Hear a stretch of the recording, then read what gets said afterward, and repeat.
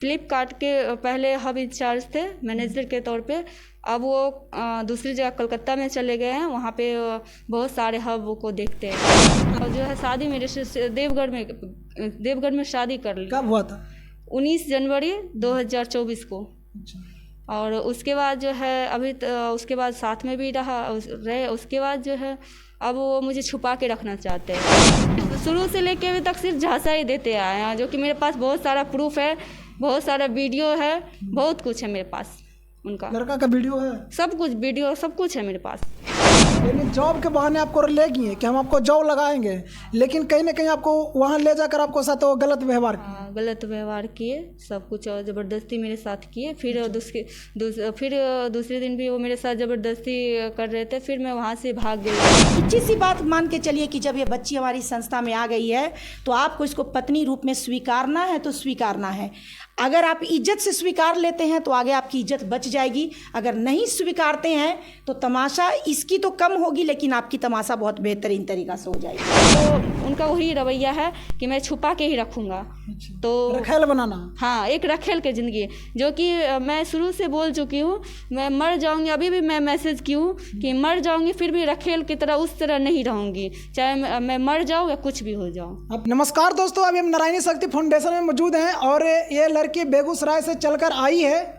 हम बता दें कि इनका ये मामला है कि एक लड़का इनके साथ ज़बरदस्ती किया था और ज़बरदस्ती के दौरान कहीं ना कहीं अब इनको एक मंदिर में ले जाकर शादी भी किया। चलिए पूरी मामला हम इन्हीं से जानते हैं, क्या आपके साथ घटना हुआ?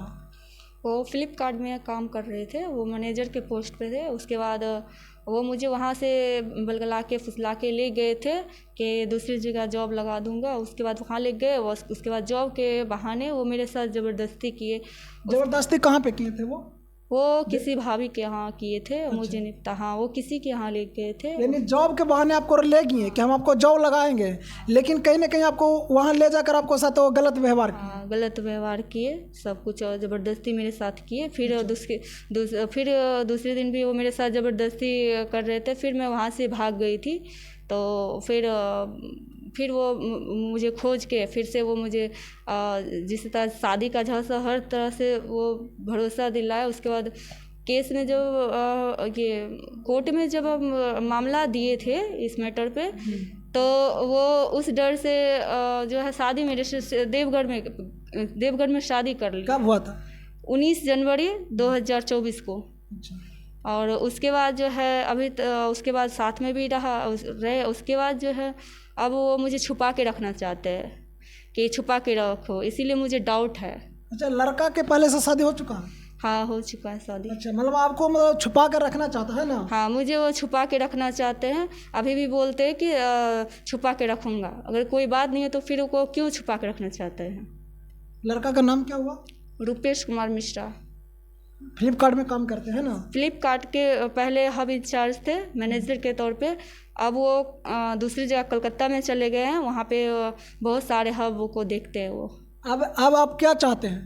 अब हम यही चाहते हैं कि वो जैसे बोल रहे थे मैं तुम्हें अच्छी लाइफ, जितना भी झांसा दिए वो मुझे अब वो सब कुछ करके दे अच्छे से हैप्पी मैरिड लाइफ होता है वो दे। और जिस तरह बोल रहे कि मैं सब मैनेज कर सकता हूँ वो करे, हर चीज़ करे। मतलब आपको कहना कि हमको पत्नी के रूप में स्वीकार? हाँ, पत्नी के रूप में स्वीकार करे। तो आप जैसे कि इसके बीच में तो बातचीत होता होगा ना पत्नी को लेकर? एक बार ये भी बोले थे कि ऐसा हुआ था तो तुम मेरे घर पे चली जाती, मैं कुछ नहीं बोलता, तुमको मेरे घर पे जाना चाहिए था। अब मैं जा भी सकती हूँ उनके घर पे, अगर वो आए या ना आए मैं उनके घर पे भी रहूँगी। अच्छा, वो आपको उनके माता पिता जानते हैं कि आप उनके साथ रहेंगे? हाँ, मालूम, सबको मालूम है। उनके पूरे परिवार को मालूम है? पूरे फैमिली को पता है इस बात को लेकर। लगभग कितने बरस रह चुके थे साथ में? अभी 3 साल हो चुके हैं। यानी दोनों 3 साल रह चुके हैं ना? 3 साल हो चुके हैं। शादी का कितना दिन हो गया? शादी का तो 1 साल हो चुका है। अभी कुछ दिन पहले भी तो मेरे साथ थे। अच्छा, दोनों कब अलग हुए? अभी तो बस इधर ही 2-4-10 दिन हो रहा है। अच्छा। ये मार्च तक थे, लास्ट मार्च तक थे। क्यों अलग क्यों हो गया? वो चाहते हैं कि छुपा के रखने के लिए, और मुझे जो है ना प्रूफ चाहिए कि ठीक है मैं रहूँगी, आपकी पत्नी हूँ तो ठीक है, मुझे प्रूफ दीजिए। बट लेकिन वो देना नहीं चाहते प्रूफ। वो बोलते छुपा के बाद में सब ठीक हो जाएगा।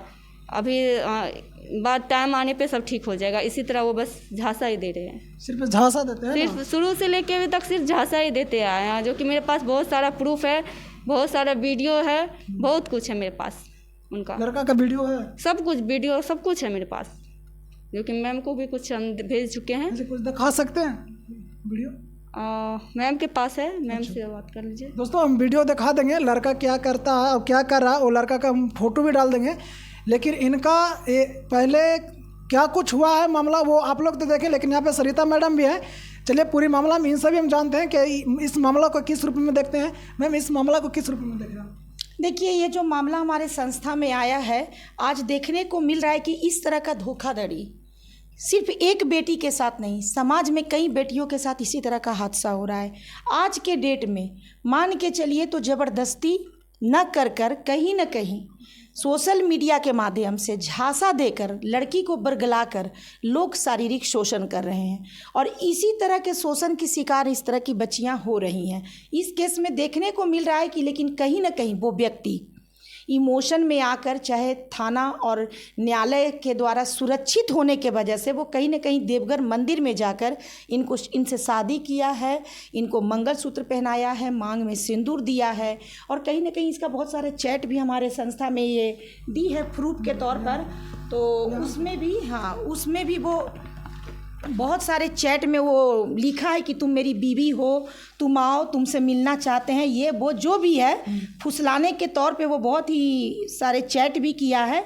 तो कई सबूत भी है, बहुत सारे इनके पास वीडियो है, जिस वीडियो में एक रूम में हस्बैंड वाइफ के तरह ये दोनों हैं, और उसके बाद बहुत सारे सबूत है, जो सबूत समय आने पर दिखाया जाएगा। लेकिन अभी तो फिलहाल नारायणी शक्ति फाउंडेशन के द्वारा, क्या नाम है आपके पति का?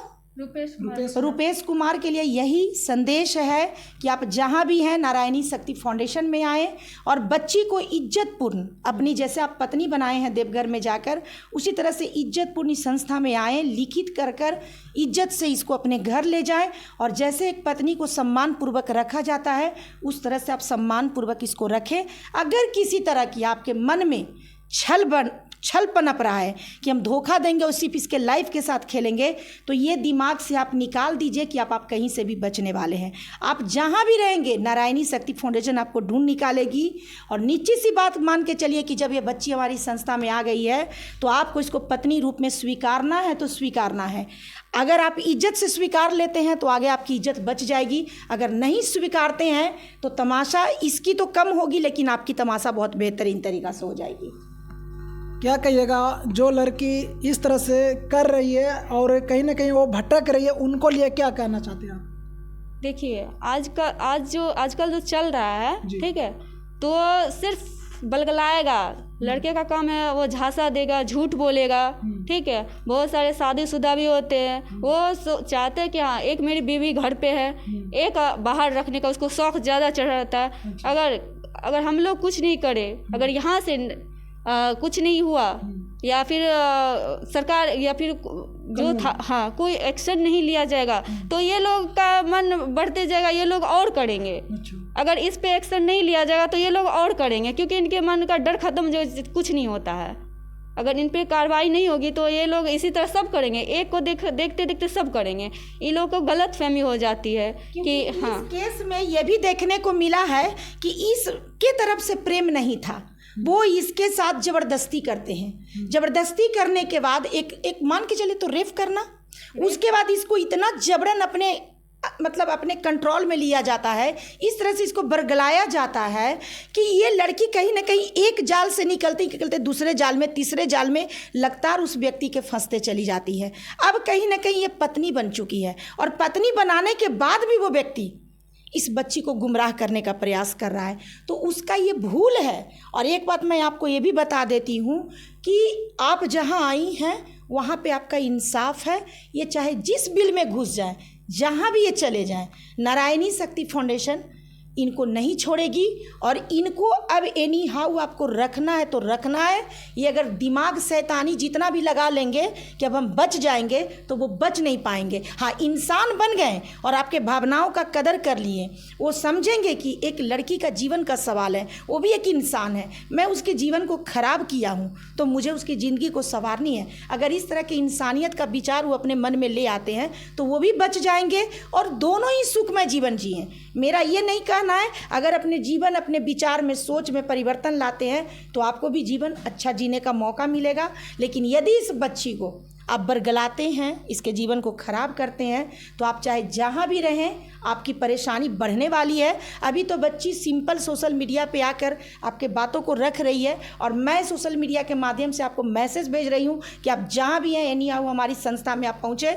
हमारी इसी वीडियो में मेरा स्क्रीन पर नंबर भी चलेगा, आप नंबर पर तुरंत डायल करके हमसे संपर्क करके नारायणी शक्ति फाउंडेशन ऑफिस में पहुँचे, इसी में आपकी भलाई है। अगर आपका पति देख रहे हैं तो उनको क्या कहिएगा? उनको यही कहेंगे आपका सोच गलत है। आप जब सब कुछ कर चुके हैं तो आपको अपनाना चाहिए, आपको इज्जत से रखना चाहिए। सबकी लाइफ होती है, बिल्कुल सबकी लाइफ होती है, सब कोई जीना चाहता है। तो आप अगर गलत दुनिया को देख कर आपको भी लग रहा है कि हमको भी एक पत्नी की तरह दर्जा मिलना चाहिए ना? हाँ, तो मुझे भी, मैं ज़बरदस्ती नहीं करना चाहती थी पहले से ही, क्योंकि मुझे लगा कि ये अच्छे से अगर हम दोनों सही से बात सुलझ जाए तो फिर मैं क्यों कहीं जाऊंगी, क्यों, इसीलिए मैं चुप थी। लेकिन अब जो है वो नहीं, वो उनका वही रवैया है कि मैं छुपा के ही रखूँगा। तो रखेल बनाना, हाँ, एक रखेल की ज़िंदगी, जो कि मैं शुरू से बोल चुकी हूँ। मैं मर जाऊँगी, अभी भी मैं मैसेज की हूँ कि मर जाऊँगी फिर भी रखेल की तरह उस तरह नहीं रहूँगी, चाहे मैं मर जाऊँ या कुछ भी हो जाऊँ। आपको उनका घर में रहना, हाँ, उनके बहू बनकर, हाँ, रहना है। वो चाहे जहाँ भी, पहले तो मैं बोलती थी जहाँ भी रखेंगे, मैं बहुत उनके सामने वो बहुत रोई कि ठीक है अब जहाँ भी, मुझे कुछ नहीं चाहिए। लेकिन अगर वो इस तरह करते हैं तो फिर मैं उनके घर पे जाके रहूँगी। और मैं ये भी कहना चाहती हूँ, जो बच्ची अभी एक बात बोली है वो बात तो मैं नहीं बोल पाऊँगी, मुझे शर्म आती है ऐसे बातों को बोलने में भी और सुनने में भी बहुत दर्द होती है। मैं ये कहना चाहती हूँ कि समाज के वो सारे पुरुष भूल जाएं कि आप किसी महिला को इतना गंदा शब्द के साथ आप अपने जीवन में यूज कर सकेंगे, ऐसा कुछ नहीं होने वाला है। यदि आप 1 शादी 2 शादी 3 शादी अगर आप करते हैं तो आपको तीनों महिला को इक्वल तरीका से रख कर सम्मान देना होगा।